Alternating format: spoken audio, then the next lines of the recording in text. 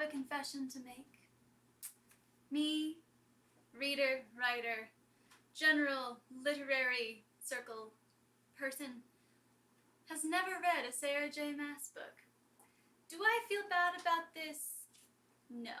I don't. At first it wasn't even intentional. I just sort of, I knew she existed, and I just sort of missed the train, I guess. And then it was very intentional. I don't know, I went through this phase in my youth where I refused to read books everyone else read because I wanted to be like not like other readers, you know? But like I wouldn't even read Harry Potter when I was in elementary school because everyone was reading it, so like I couldn't, I guess. But no, these days, especially with, you know, the rise of book talk and everything else, there's been a lot of commentary made on Sarah J Maas, some positive, some less so. I have come into the ownership of, which one is this?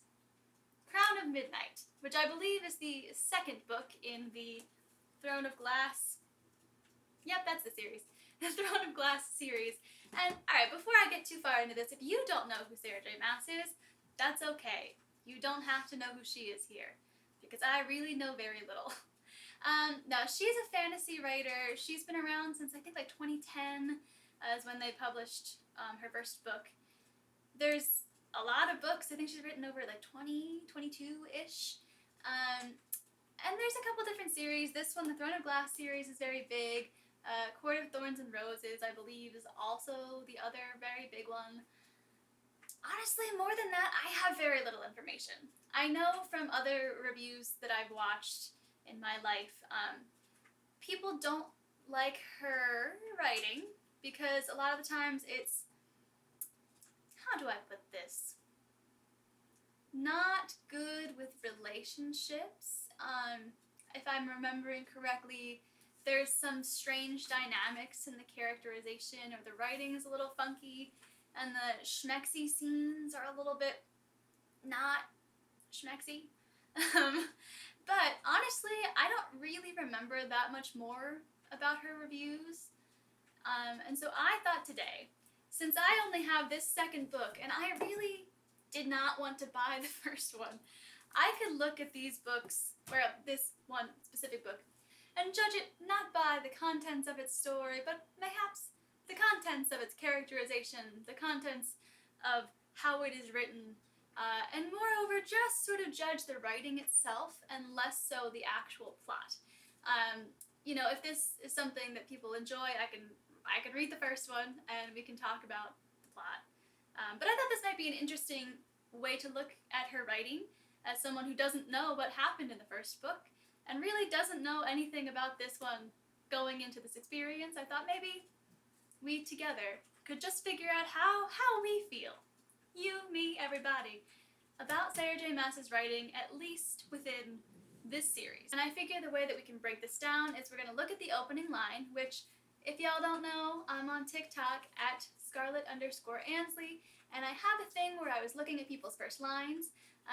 If you're coming from the other direction, I'm going to review first lines here on YouTube, so I have a submission.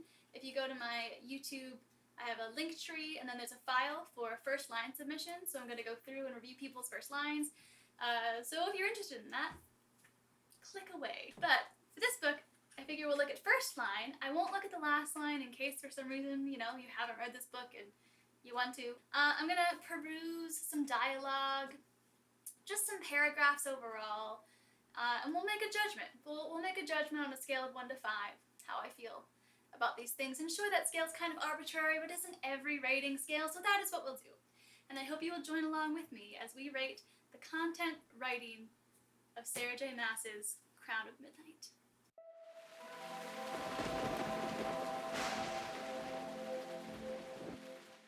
So before we really hop into things here, I want to do something that I've done in another video, which is called judging a book by its cover. Because as much as we always say as an expression that we should not do that, I feel like everybody does that. There's definitely something that can be said for more popular authors who don't need the draw-in of a cover to get people to read, but I feel like it's still a fair thing to do. So this is the book cover I have. I don't know if they're different. I've seen I'll put up on the screen some of the other covers for her books, because it seems like they all are very similar. And I gotta say, I don't care for them. I really don't like the way these covers are made.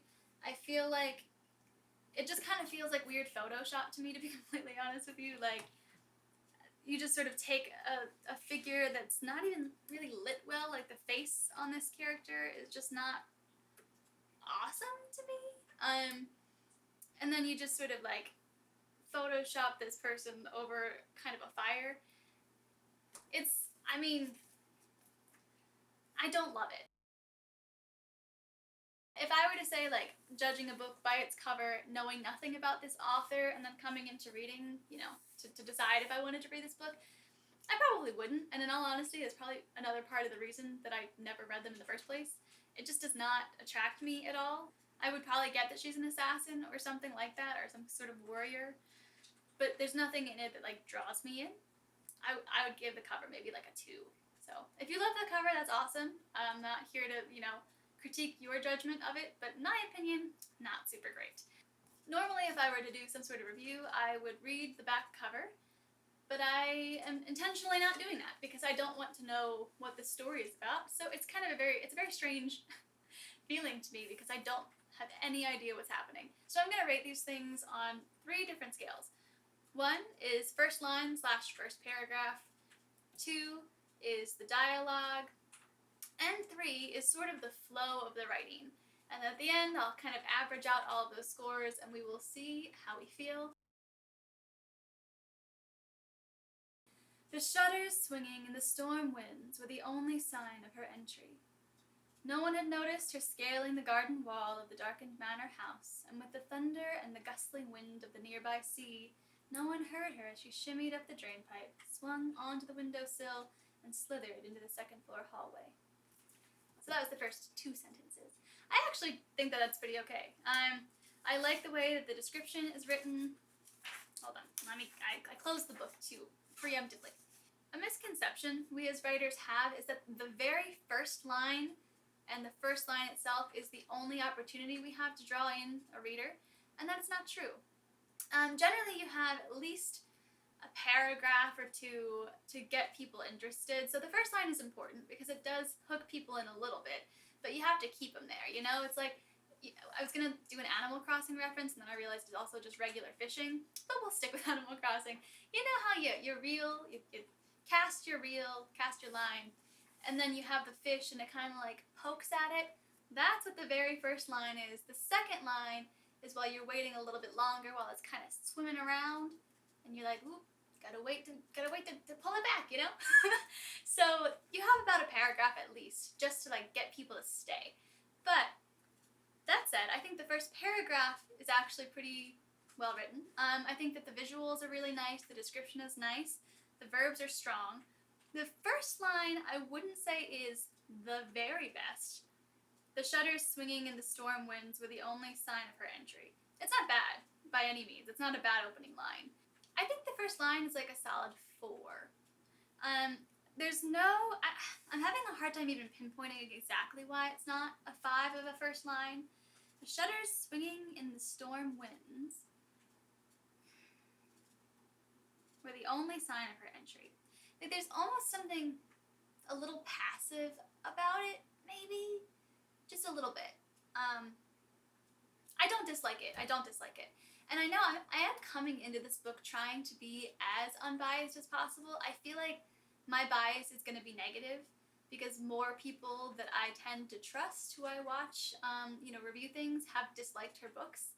But that a lot of it, I think, is with the content of the story and maybe less with the content of the writing. So I'm really going to try to be open-minded here, but I am acknowledging that going in, I'm probably more inclined to be negative, so I'm going to try not to do that and just, give honest feedback. So that said, my summary point, first paragraph, I think the verbs are strong, I think the writing is pretty good, I think it's engaging, and I do think that it kind of hooks you in. So let's see. I'm just going to finish reading chapter 1 to us all because it's really short. From what I'm looking at least the chapters aren't incredibly long, which is kind of nice. I like that in books. When I write, I tend to have shorter chapters. I feel like about 1,000 words, between 1,000 words and maybe 1,200 words, though some are longer. I know that it just sort of depends. A lot of fantasy books tend to have longer chapters, at least ones that I've read, but that's not always true. So let's just continue along, shall we? The king's champion pressed herself into an alcove with a thud of approaching steps. Concealed beneath a black mask and hood, she willed herself to melt into the shadows, to become nothing more than a slip of darkness. A servant girl trudged past the open window, grumbling as she latched it shut. Seconds later, she disappeared down the stairwell at the other end of the hall. The girl hadn't noticed the wet footprints on the floorboards. Okay, I feel like I've figured out the thing I didn't like in the first paragraph that I couldn't put more words on. It's twofold. So it's like in this one, the girl hadn't noticed the wet footprints on the floorboard, and in the first paragraph, it's no one had noticed her scaling the garden wall. I think that those two things, I have to, continue reading to see what sort of perspective this is in, but it's very there's a lot of assumption happening. So, the perspective character is assuming no one saw both of those things, or assuming the girl didn't notice.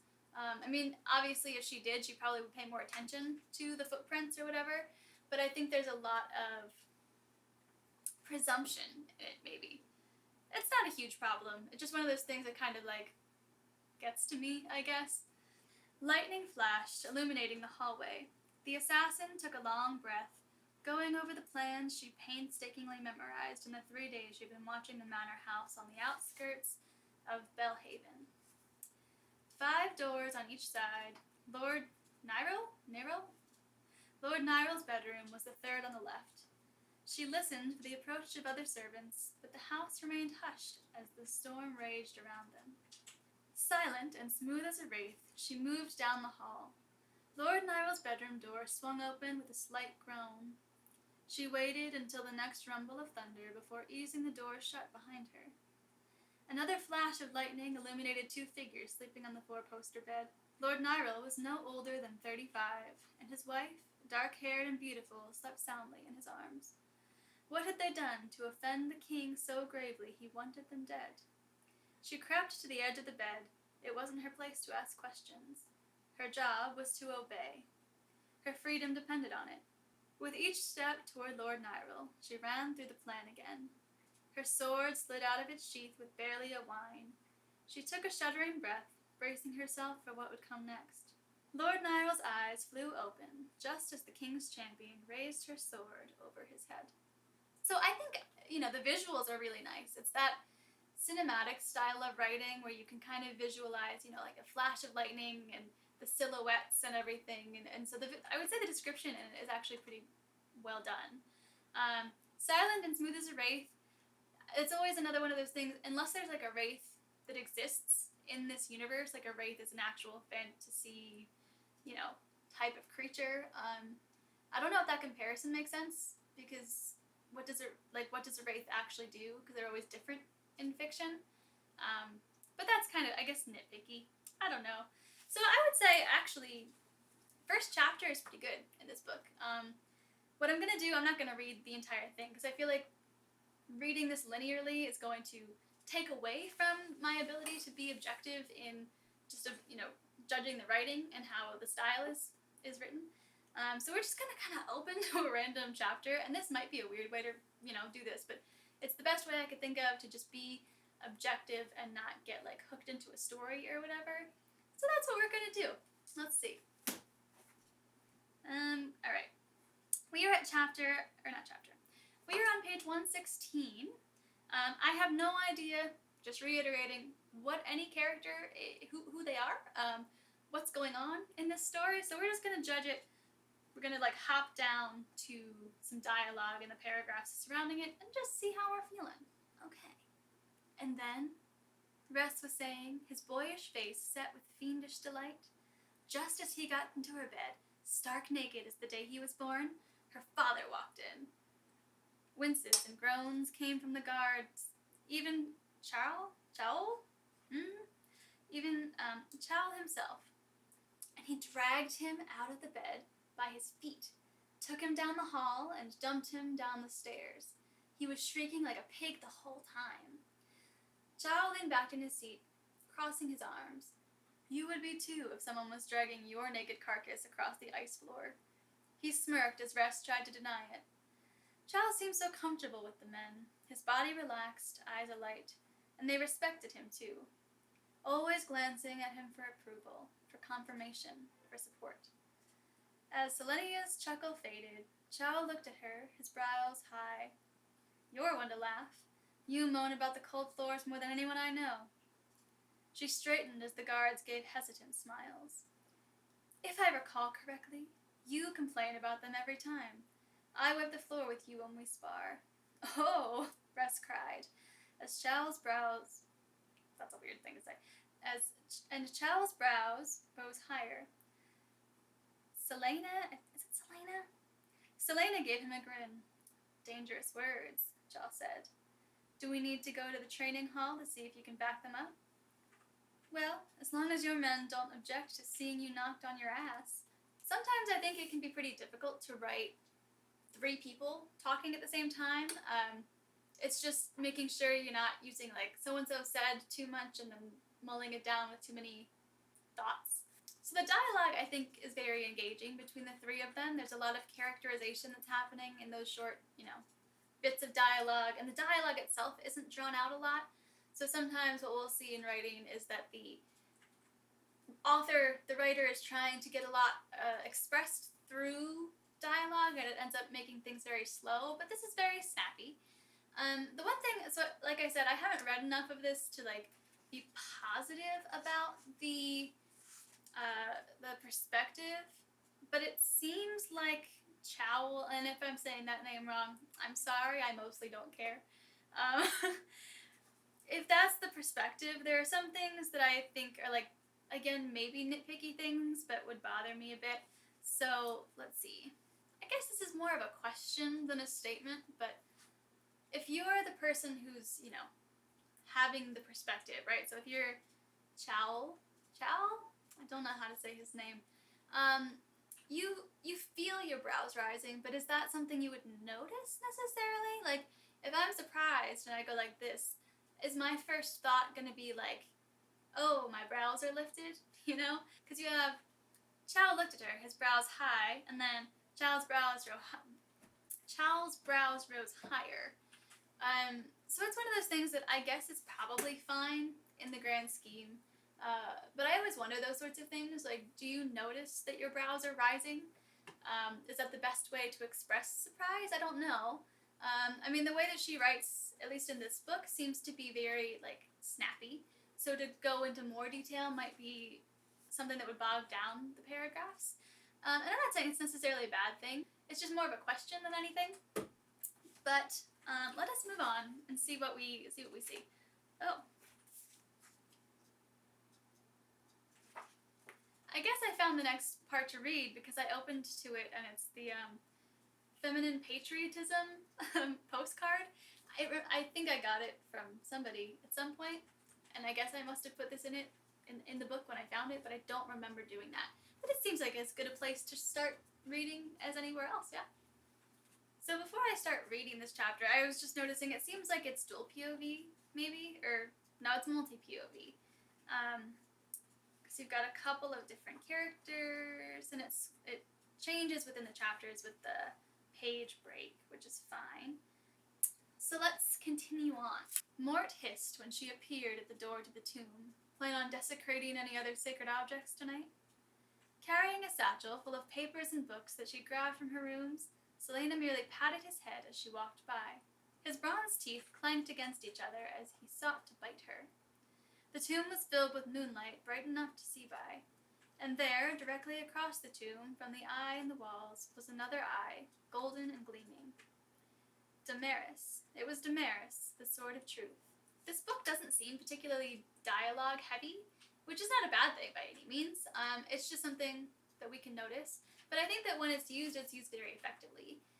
We get kind of the expression of what's going on and the interactions between the characters, and then, what you get afterwards, the paragraphs and the dialogue tags are very good. I don't think they distract at all from what is happening. I'd give the dialogue like a solid 4. Why is it not a 5? feel like 5 is really hard. 5 is like I don't want to be that teacher who is like, I refuse to give A's because I'm awful. That's not how I feel. I just feel like I want to have a solid buffer. So I'm going to leave myself some wiggle room for that. But let us see. There are some places in the book where we have some stylistically different things. So on page 215, let's see, we've got, she ripped open the red seal and unfolded the paper. We have the captain. When you're tired of stalking us, come find us here. And that's written in kind of like a handwriting font, which I think is fun. In one of my stories, I have more of a like someone who's not the brightest posts a lot of things they shouldn't on social media, and it leads to a lot of problems. So I have kind of a different font situation going for when they're posting, and I think it can be a very effective method of writing. I think that you can get a lot of information out of a little. So we're back now on 149, and I don't know if in this book there is like a schmexy scene, which I have mentioned previously is one of the things I know people judge her for. I'm not going to seek it out. I'm honestly just opening to random pages because I think that's the most fair way for me to judge, but I don't really know. So if there is one and I miss it, it's not intentional. I'm just finding what I find. We'll start at the first like full paragraph. He should have fought to get Nehemiah? Okay, just a little insert here. I suck at reading fantasy names. I write them too, so it's not like I try to avoid them or anything. But like, because I'm dyslexic, I can't tell if it's not a real word that exists in our world. It takes me a while to realize that I've read it wrong. Because like, why would I know? You know, like if it's a made up word, why not be one of the ones that I make up within my own like twisted letter brain? So if I read something wrong, super sorry. Just, you know, it is what it is. He should have fought to get Nehemiah into his council meeting, but there was probably nothing she could say right now that would have any impact on a decision that had clearly already been made. His father was smiling faintly at Roland, his head propped on a fist. The black ring on the king's hand glinted in the dim light from the beastly fireplace, that mouth-shaped hearth that seemed poised to devour the room. I like that. See, I think her writing, at least in this book so far, has like been pretty solid. So I am happily surprised, to be completely honest. I was a little apprehensive, but honestly, I guess for somebody's so popular, and I know not all book talk books are good. There's like plenty of reviews, and I've read a couple of them myself. To be positive that those books are not always good. But like, I don't know, I guess I was apprehensive about coming into it, but the plot, I feel like the plots and like the character dynamics maybe tend to be more what people dislike, so what I'm doing maybe wouldn't be the problem. But I am happily surprised, so that's good. From his spot beside Parrington, Roland gestured to the map. Another black ring glinted on Roland's hand, the same as the one Parrington wore too. As you can see, Calcula can't support the current number of slaves. There are too many to even fit in the mines as it is, and though we have them digging for new deposits, the work has been stagnant. Roland smiled. But, slightly to the north, right along the southern edge of Oakwald, our men have discovered an iron deposit that seems to cover a large area. It's close enough to Calcula that we could erect a few new buildings to house additional guards and overseers, bringing in even more slaves if we want, and start work right away. Impressed murmurs and a nod from his father to Roland made Dorian's jaw clench. 3 matching rings, 3 black rings to signify what? That they were bound in some way to each other? How had Roland gotten past his father's and Parrington's defenses so quickly? Like I said before, it's a very internal monologue or like story-driven story, and you know the dialogue doesn't seem to be the most prominent, which is it's not bad. Since I've only read a bit of it, I can't say for certain exactly how the characterization is per character, like if there's a specific character voice that these characters have, or like certain expressions that they say a lot, or things that tie what their dialogue is to who they are. that would be something that if we were to do this in a more read the first book and actually read the series kind of a judgment, we could do. But it doesn't quite seem like, from the little bits that I've read, that that's how it is. There's more character in the internal monologue than there necessarily is in the dialogue, so maybe that's part of why I'm doing like the 4-ish region. But I like the internal monologue. I think that we kind of get a bit of we get a lot of insight without a lot of heavy things bogging it down. It feels very fast-paced, which I think is probably a part of the reason that a lot of people like to read her books, is because you can get through them pretty fast just from my like brief observations. It seems very like simple, and I don't mean that in a bad way. It's just simple in that you can read it and not have to think too hard about every chapter, and you just keep going. So, for the simplicity of it, I think that the style is pretty solid, and I think the descriptions are pretty good. I'm going to read one more passage, and then we're going to kind of come together on those 3 things that I said before. I swear every time I open to a new page, there's like a different character. If the point was for me not to know what's going on, I have no idea what's going on. Perhaps, Yellowlegs said. If I were to wager my hard-earned gold, I'd say he has at least one. Selena scanned the dark, the mirrors, but saw only versions of herself looking back. She heard nothing but the crackling of the fire in the oven and her own uneven breathing. Yellowlegs had stopped moving. Is there anything else? Selena demanded. No response from the old woman. So you're going to take my money and run? Selena eased towards the winding path through the mirrors and the doors that now seemed impossibly far away. What if I still have questions? Her own movements in the mirrors sent her nerves jumping, but she kept alert and focused, reminded herself of what she had to do. She drew both her daggers. You think steel can hurt me? Came a voice that slithered across each mirror until its origin was everywhere and nowhere. Here I was, thinking that we were having a grand time, Selena said, taking another breath. Bah! Who can have a grand time when your guest is planning to kill you? I'm going to skip down to the very end of the chapter for a purpose, so let's just do that. For all her training, Selena wasn't fast enough to duck before the heavy chain whipped across the side of her head, and she slammed face first into the door. And before I review, I'm going to do that 2 more times. Hold on. From Archer, who stood there gaping. I don't believe it, he whispered. And then let's go earlier on in the book.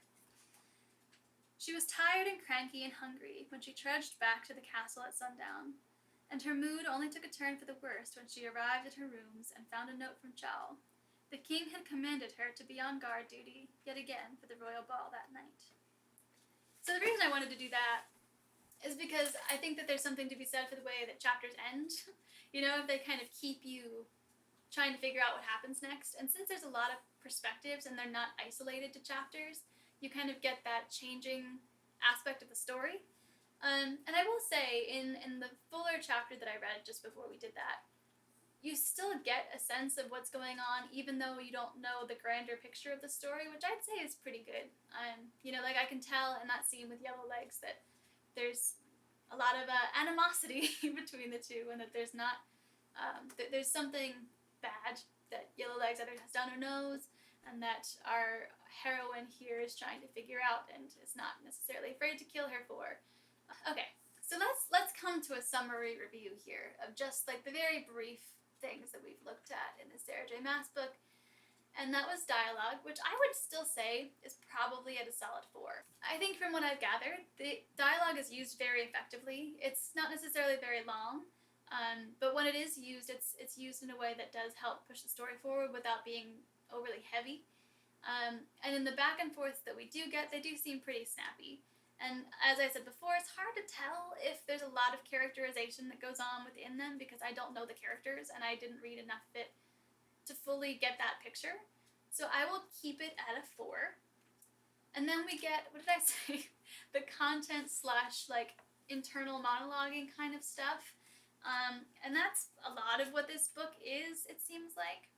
It's like the story aspect and sort of the inner thoughts of our characters. And like I said, I think that the reason that these books do so well is because they are snappy and they're very simple. And there's not a ton of thought. You can just kind of plow through them, which is not, as I said, it's not a bad thing. It definitely is good if you're the author, because people will just get through them and they want to read the next one. So I would also probably give that a 4. And I honestly, I started recording this a while ago, and it's hard for me to remember what my 3 things were, but I'm gonna go for description. I think that, opening paragraph. So I'm actually gonna like nip in there with a couple of other things. So we had our opening lines, which I would say is also a 4 for me. I think that there's a couple of things that I maybe didn't like so much, but it wasn't significant enough for me to say that I don't like them. There's just some questions that I have about like perspective at the opening. But I think the use of description is very effective, as it is throughout the book. There's not, well, and like I've said, since I haven't read the whole thing, I can't say every use of description is good, but the ones that I've read, I'd say, are good. So that's where I'll leave that. I would say the opening is a 4, just like the dialogue. So then we'll come down to the contents of the writing style, like I was saying. Also, it's just snappy, it's fast. It's maybe not the most complicated, but I think it's pretty good. So my actual review for Crown of Midnight is a 4 in terms of not the content of the book, but the way it is written. I really, honestly, I'm pretty surprised, and that's maybe a bad thing. I don't know. I came into it not thinking I was going to like the way it was written at all. But no, it's pretty good. I mean, it's pretty decent. It's a pretty solid, just quick fantasy book. I think it's YA. I'm not sure I know she has some that are adult and some that are YA. I can't remember which one this one is supposed to be, but it feels kind of YA to me. Like it has a very simple way of being. So if it's meant to be YA, that's stylistically where I'd probably place it. If anybody wants me to actually read these books and tell you how I feel about the story, and maybe give you more in-depth of what that is, we can do that. I just thought it would be an interesting attempt to read a book or read parts of a book that lots of people have read that I just know nothing about, and give you this sort of review. I don't know if it's good. I don't know if this is a good video or not, honestly. Kind of feels scatterbrained, but if you liked it, let me know. There's a little like button, hit the bell. If you're one of those people who wants me to review your first line on this YouTube channel, go to my link tree, which is on my little page up there, and it's got the little link tree thing. There's a link for the first line submission. I'm not going to do them all in the order I get them, because I want to sort of put them together and make them a cohesive kind of thing. So like review lots of things that I have the same sorts of comments on or something. We'll see how it goes when I get them. But that's sort of where we are with that. So I don't think there's too much else to say, but like and subscribe and do the bell and comment your first line if that's something you want to do. I don't think there's anything else for me to say to you this today. So that all said, see you next time, and sweet dreams.